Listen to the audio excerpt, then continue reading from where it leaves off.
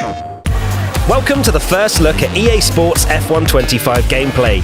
I'm Matt Gallagher. And I'm Alex Jakes. We've got a ton to explore today, Alex. I haven't seen anything yet, but I've heard there's plenty of exciting stuff lined up. Absolutely. We've got brand new reverse racing. It is going to be a blast to commentate on. Let's jump right in. All right, let's pick our team and driver for the first lap. We've gone for Haas, and we've gone for Oliver Behrman. Not a bad shout. I'm ready for this one, and you need to be ready as well. We're taking a lap around Austria in reverse. Alex, you've done a lot of commentary, but not in reverse. No, this is going to be a unique challenge, Matt. I'm not nervous at all. Well, nerves or no nerves, Alex, take us through this. Here come the lights. We're going the wrong way round. We're underway and heading to the final corner of the racetrack first. How strange is this? As we go racing with Ollie Behrman into the final turn, and this is going to change things entirely. Will we get through? Everyone cleanly through. We're climbing the hill into the Jochen Rink curb, but this is completely alien stuff, Matt. So the studio wanted to spread their efforts to deliver value for players across the board. Reverse tracks allow EA to deliver something a bit more light-hearted, a bit different like we're seeing right now. It's a lot of fun because now we're climbing the hill. Turn 7 and 8 normally have now turned into a really fast chicane. This is still a great overtaking opportunity, and Ollie Behrman's showing us that. So changing the race line and wear throughout the race is complex. EA manages two versions of each track in one file to account for track wear and wet weather drying. It's not just about reversing direction here. Oh, this is a scary corner, but it's going to get even scarier because instead of climbing up, we're plunging downhill. Not to turn 1, but to the final turn on the racetrack. Look at how quick this is, with no escape on the outside if you get it wrong. Can Behrman make another place? He can. Super move, super racetrack, brilliant. Alex, my brain is fried. What have we just watched? It is a completely different challenge, isn't it? But that's really fun. Right, swiftly on to Miami. You'll be glad to know, Alex, this one is the right way around. An all-new LiDAR-scanned track to bring the true experience to the game. I'm liking the sound of that. Let's see what it looks like on board. And it's Oscar Piastri heading into the first turn. Been fortunate enough to attend this race on a couple of occasions. And the detail, not only on track, but around the stadium section, really impressive stuff. Stuff that you'd only know if you'd been there. Amazing. So the accuracy is because of the LiDAR. It gives billions of data points, and also by matching the LiDAR data, the sense of speed would also translate closer to what a driver would experience on track. We've even got the cable car on the left-hand side. I love it. But as we come down to the braking zones, this is what's going to make the difference when you are behind the wheel and being passed by Lando Norris initially. Over the bumps, which curbs can you use? Which curbs do you need to avoid? Absolutely crucial. Certainly at corners like this, as we climb the hill, some you have to avoid, some you have to take, like that one on the apex of the chicane. So LiDAR enhances track realism by capturing details like elevation and curb height. You could just see when we were on board there, the way the car was bouncing around and compressing. It's brilliant stuff. And we're going all the way to the end now. Here we go with Oscar Piastri. We're going to get the bumps into the braking zone. How much speed can he take through here? Final corner of the last lap. Stadium is ahead of us, but we're heading to the checkered flag. And Oscar Piastri comes over the line to win again and to punch the air. Absolutely awesome. Just amazing, mate. Well done. Woo. Well done, everybody. Massively deserved. That's a nice touch, isn't it? Oscar Piastri in the flesh. Yeah, his actual team radio included in the game. Off to the podium we go now.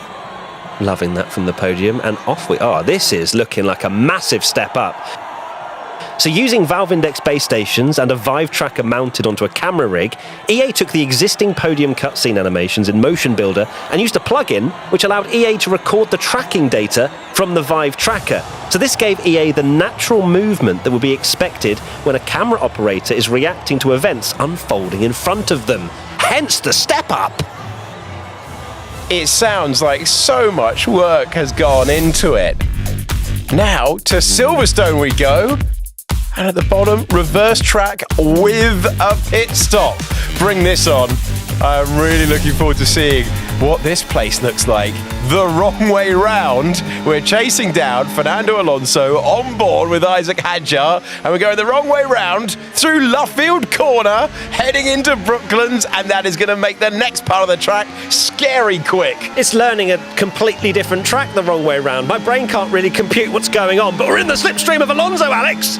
Okay, we're heading into what would normally be the opening corners. This is now a massive overtaking opportunity. This is so strange, you know. An iconic circuit, the home of British motor racing, and we're going completely the wrong way round. In fact, we're going into the pit lane right now. Scrub off the speed, and we head into the Silverstone pit lane, past the iconic wing, which is now on our left-hand side. Still getting used to all of this, and it's a straight pit stop race. Hadjar versus Alonso. In goes Alonso, and now we're hitting our marks. Can we jump him here? The turn-in was optimal. We hit our marks. Can we beat the Aston Martin out? No! Fernando Alonso has done us. He's kept position. I'm intrigued to see what this next bit's like, though, because it is so tight in real life, and it's now the pit exit. We've barely got any room to use. Get rid of the limiter. Here we go, flat to the floor, and rejoin heading into Stowe Corner. But it's now a left-hander, and Alonso's getting away from us. Phenomenal stuff. So the garages in the pit lane have a totally new layer comprising of all bays, pit perches, crew, floor decals, garage signage, pit limits, and exit lights. Everything had to face the other direction and be ordered differently. Oh my word. Beckett's, then maggots. Unbelievable combination, still brilliant, even in reverse. And we're heading to Copse Corner. Are we going to go around the outside? Hang on right now. Come on! Oh, what a move that is. Amazing. Nice work, mate. That brings This you is up a place. absolutely brilliant to watch. I think this track will actually be one of the most difficult ones to learn. Totally agree, Matt. We are now off to Bahrain. We have another LiDAR track, and it means that you can see things like the fan zone that's there in real life on the left-hand side. And we're following Gabriel Bortoletto down to the first turn. There's always bumps down there at the first turn. You can see the suspension is working away as he locks up. He's chasing Carlos Sainz up the hill. That's feeling very recent in the memory, Bahrain Grand Prix, as we head slightly up the hill. The track's undulation is very apparent now and feels authentic overall, especially when you reach turn 5. You get that great whoa moment because you really get to see and feel the elevation as a whole. And the fast stuff is where LiDAR really comes into its own. Big direction changes, completely accurate. And now we're at turn 8. We're getting closer to the Williams in front. Speaking of accurate, representation of the sandy and desert terrain verges in terms of slope and natural formations. The accuracy is just unmatched. We head into turn 10 now, known for its challenging downhill braking zone. That's also been replicated so that players will get to experience the precise elevation drop and tricky off-camber corner entry, giving them a true-to-life driving experience. Oh, it's Lock-Up City. Turn 10, absolutely love it. And now the climb begins again into the fast stuff with Bortoletto leaning on every bump. 13 is such a tricky corner. Look at the suspension working away as he climbs the curb now, and he's chasing all the way to the end of a very familiar racetrack with its abrasive tarmac and its low grip, its high abrasion, and is lining up right now for a great chance to overtake the Williams ahead. There's the rear wing element going up, and the Brazilian driver continues to chase on to Suzuka. Yes, please. Absolutely adore this racetrack. And we are about to find ourselves doing an attacking lap around iconic corners with the LiDAR, more accurate than they have ever been before. This is turn 1 at high speed, and we're working our way into the S's. Look at that on the left-hand side. We got the cherry blossoms. Wonderful. Beautiful as well. You've got the pink Alpine of Jack Doohan. It's all just working out beautifully into the first sector. One of the most iconic sets of corners in the entire Formula One calendar. You can feel the car moving around, compressing. It's just brilliant. Into the Degners, through the first one, through the second one, And we're gaining all the time on Yuki Tsunoda. The dive bomb! The Kobayashi dive bomb move from Jack Doohan. How about it? Excellent stuff. I'm loving this racetrack with all of the details around here. Spoon Corner is next. Fans watching from the side. More cherry blossom. And around this racetrack, it really is a beautiful place to come. Spot the Cherry Blossom is the game we're playing at the moment. We're in the slipstream of Alex Albon. It's looking beautiful. How's 130R going to be? Albon wants a move. That is a dangerous place to try and overtake. He couldn't make the pass. How about the iconic chicane? Made famous by Prost and Senna. The big wheel on the left-hand side. It's an amazing view from that, by the way. It's an amazing view on board with Jack Doohan as we go across the line. My word, does Suzuka look great? We've gained another place on the way to turn number 1. What a great racetrack. I love that place. Heading to Australia we go now for the Grand Prix, the first race of the season it was this year. And look at that, raining in Melbourne. It's a LiDAR scan track once again, so look for the accuracy. You can see it's a very unique track, it has road markings on it, and you best believe the LiDAR has scanned it all. I'm so relieved it has, because that is going to make things extra tricky. That is going to provide you with the same challenges that the drivers themselves experience. And I love that we've got the wet conditions, just like we saw for the real thing earlier in the year, as we go past the stadium section now on the right-hand side. So the buildings placement, which you'll see around the track, is probably the biggest change, with the proportions of the pit buildings being accurate now, as well as all of the bridges and gantries around the track being correct. I love to see it. Lean on the curb on the way out. Little bit of a correction there as we went over the markings. This is the flat out section now. Changed a couple of years ago. We're going up through the gears. This is such a high speed change of direction. The fast chicane. How brave are you feeling through here? Gaining so much time, and another great overtaking opportunity. We're chasing down Liam Lawson. This place looking fantastic, even though it's pouring with rain. Oh, we're going to go for a move down the inside of Lawson. Beautiful stuff, and you'll see all around this circuit, as it is a street circuit technically, every barrier has been replaced with the correct height and proportioned versions, as well as all the colours and materials being updated.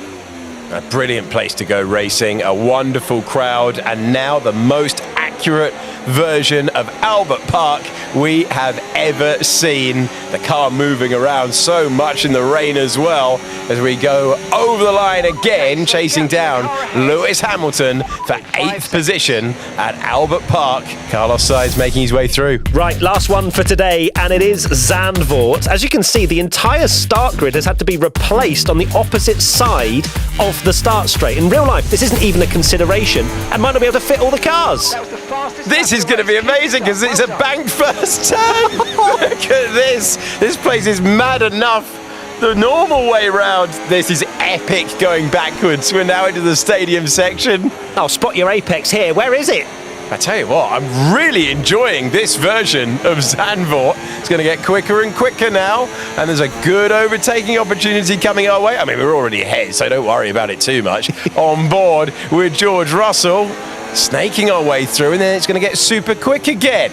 I quite like it this way round. Yeah, I think it's going to get even more chaotic now as we head through this left-hander, missing the apex ever so slightly, and this corner here, banked uphill, here we go. I'm going to speak to the organisers. I think this is the way forward.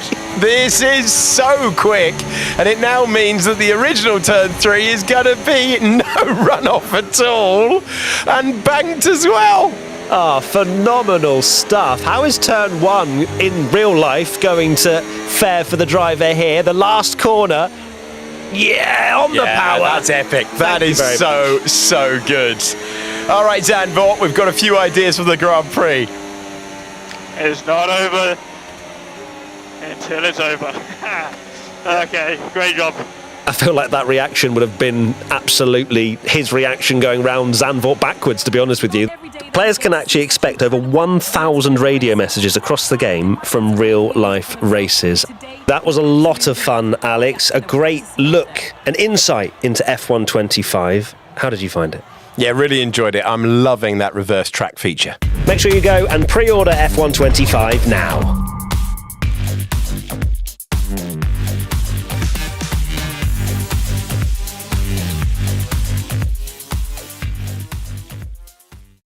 PlayStation